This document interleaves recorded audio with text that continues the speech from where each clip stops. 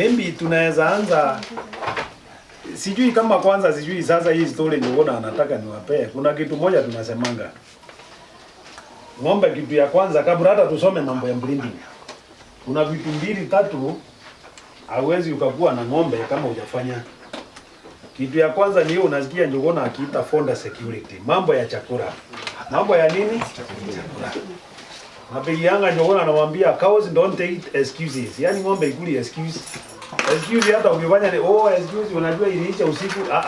Ng'ombe lazima aku. Na ng'ombe akulangi na sahani. Hawa namna gani? Sio ile unamchotea kwa sahani unamwekea. Ile chake amezoea kula lazima afanye nini?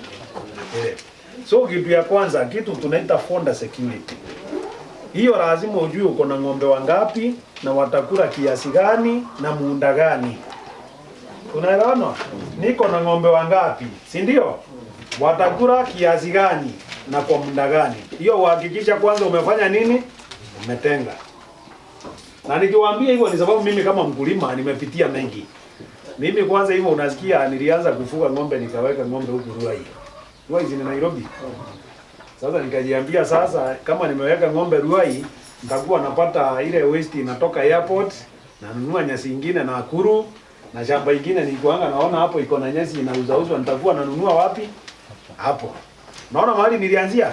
Nikaziambia hiyo sasa ndio sasa source ya chakula langu. Nikajenga unit chua ng'ombe 18. Nikaanza. Nikaweka ng'ombe 5, nikafika ng'ombe 8, zikafika ng'ombe 9.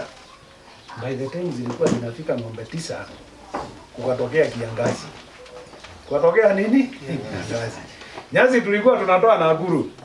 Wakati hiyo ilikuwa inatoka Itambo. Nyasi ikaenda ikafika 250. Na ukitafuta upati. Si mnaona raundi vile nyasi ilikuwa imekuwa. Na sidhani kama imerudi kawaida. Sasa sidhani kama nyasi bado inarudi kawaida. Juzi nilipigia mtu simu nikamwambia, unaweza niletea mbele 400? Sasa hii tunauza 370. Wewe sijui mwenye alinunua ile ni nyasi yenyewe ama ile ni wote. Wheat. Hiyo ni wheat. Wheat is straw.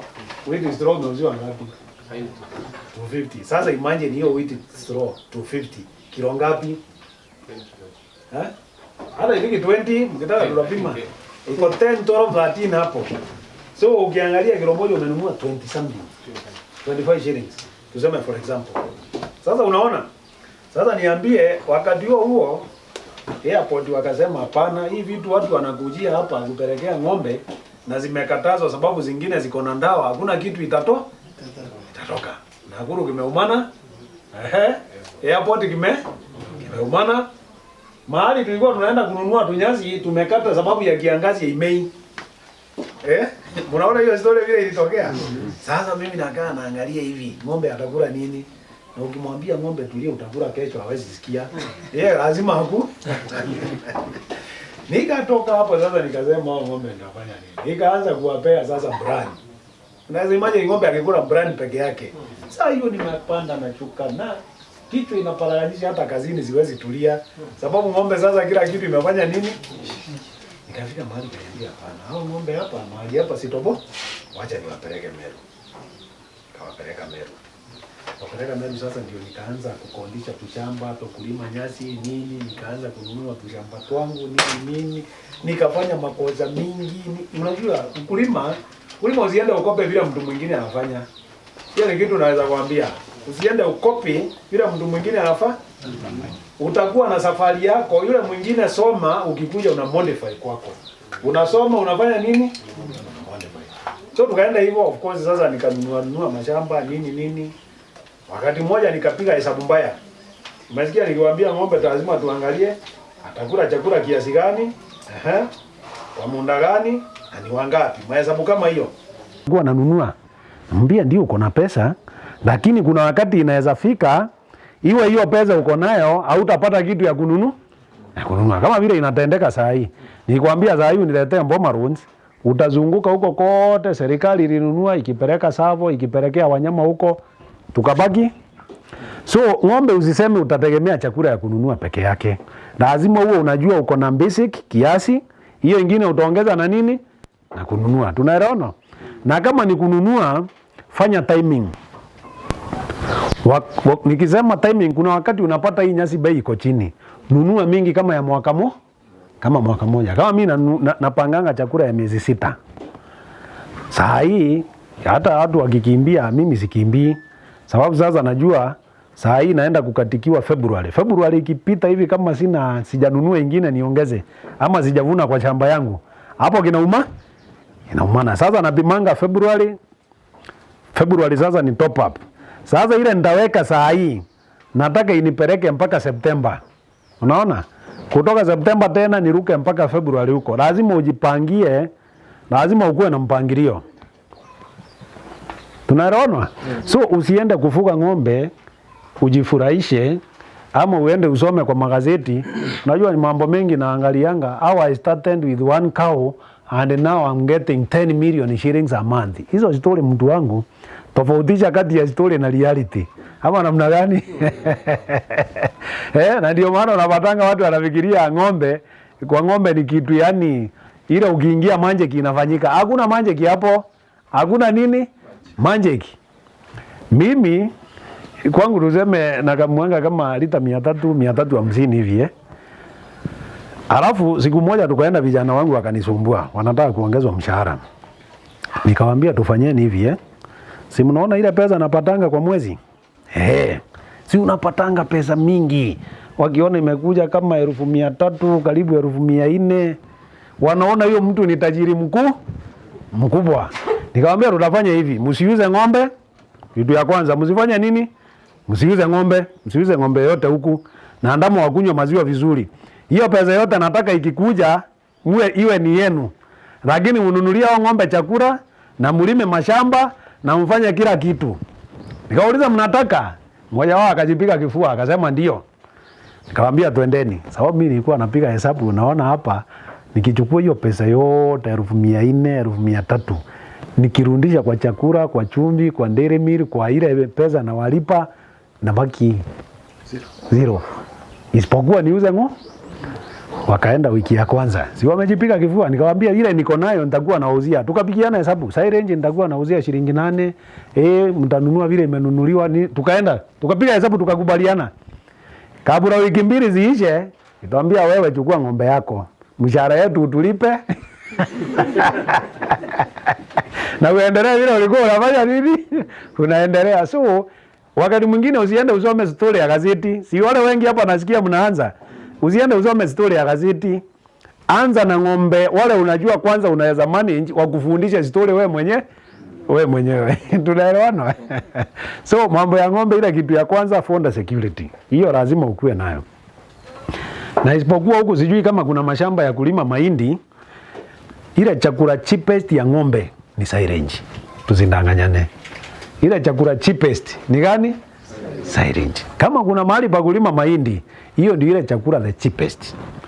Reason being, ile nyasi tumesema ni ya kama kilo 12 ikienda 13. Na umesema umenunua tu what? 250. So hiyo ni 20 shillings per kilo. Silage hii ni nini? Hii 25 per kilo. That is from the supplier. That is from the supplier. They send around 290. Sasa unaona hata inaenda almost 30 shillings per kilo. Si ndio? Kilo moja shilingi ngapi? 30. Baadaye uangalia silage. Silage kama saa hii naanza kukata yangu next week. Nikipiga hiyo silage kwangu nikiwa nimeiweka kwa mashimo, inakujanga shilingi 4 kwa kilo. Hiyo ni vile nimetoa kwa shamba yangu. Enda hata uongeza shilingi zingine hata 3 kwa kilo, itakuja shilingi ngapi? 7 shillings.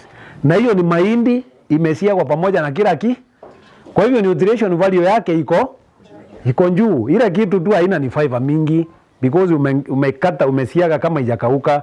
Ile kitu iko nayo ni fiber mingi. Kwa hivyo ile chakula the cheapest ni silage. Ikiwa kuna mahali pa kulima mahindi. Kama mimi saa hii natarajia kwa shamba yangu nitaweka kama tani 200.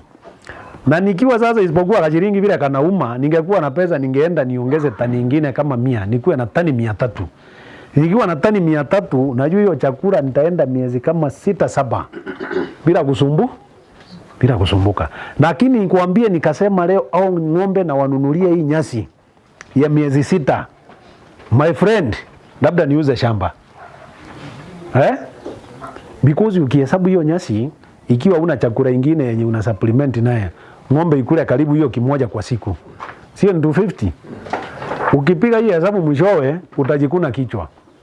So ile chakula mimi najua the cheapest vile nawaambia, sio ile. Sio gani?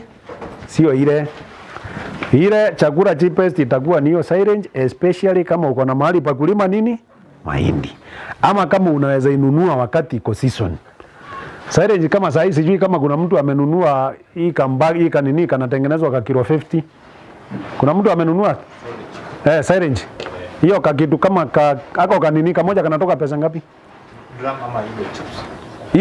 Hiyo nini? Nasema kuna hii naona inauzwa siku hizi. Ile iko roll. Hiyo ni wanauza 1500 ikiwa kilo ngapi? Ikiwa 8 wanasema 9200 9200 90 100 kg halafu wauze 1500. Hata hiyo unaona saa hii bei iko juu because hiyo unaona ni shilingi 15 per kilo. Yeah. Mbali kama unaweza pata shamba ulime mahindi ama kama unaweza pata mahali unaweza lima mahindi wewe mwenyewe. Silage ndio the cheapest. Ile chakula the cheapest kabisa. Sasa kama kwangu nimekuambia saa hii, kwangu najua itafika kwa shimo. Shilingi 3, shilingi 4. Na kwanza kwangu ile kitu inapandishanga gharama sana ni hiyo lori ya kutransport because mahali shamba iko na mahali naenda kuweka iko distance. Tunaelewana? So ng'ombe anyway, wacha tuache story mingi. Unajua sikuwa nimeambiwa niwafundisha mambo ya chakula ama nini. Lakini ni ile inaingianga kichwa kama mkulima because hakuna haja tuongee mambo ya genetics na una chakula tutakosana bure. Sababu sasa atakupatia ndume mzuri na kila kitu mzuri lakini maziwa utapata. So kitu ya kwanza fonda security. Hiyo si kitu tunaweza ambiana excuse. Hapana, ni either iko ama haiko. Kwa hivyo kama ni ng'ombe fuga wale unajua wanatoshea. Kama mimi saa hii najua nafaa nitoe kama ng'ombe 10. Nipunguze kwangu kidogo. Ndio sasa ile chakula napimia hapa mbele iweze kwenda nini? So fuga wale ng'ombe unajua watatoshea either kwa shamba yako ama mahali unatoa, na at least hakikisha hata kama unanunulia ng'ombe chakula, kama hata unaweza fika 60% ya own production, 60% at least ikuwe ni own production. Hata ukinunua 40% uko sure hawa ng'ombe hata ile 40% ikapotea watasurvive hapo katikati. Tunaelewana? Lakini minus that tusindanganyane. Kwa hivyo kitu ya kwanza fonda security. Kitu ya pili kwa ufugaji wa ng'ombe, lazima tuangalie kitu inaitwa records. Ya pili ni records.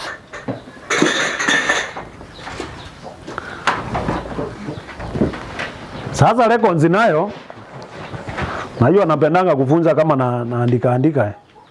Kitu ya kwanza tumesema nini? Sababu mwisho tutakuwa na maswali. Fonda security.